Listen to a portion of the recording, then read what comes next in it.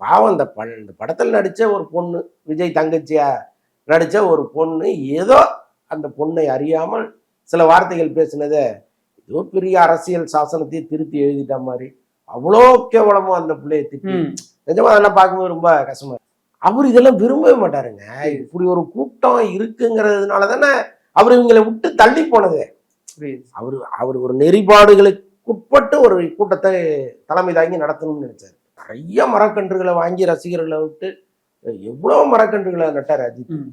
அதை வந்து சின்சியரா அவர் பண்ணுவார்.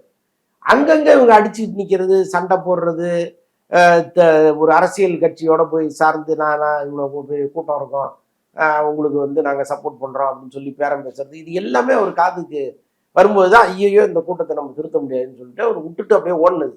ஆனாலும் இங்க விடாம போய் அவருக்கு எந்த அளவுக்கு கரையை தடவிட்டே இருக்காங்க. அவர் வெள்ளை சட்டையில கருப்பு பெயிண்டை அடிச்சுட்டே இருக்காங்க.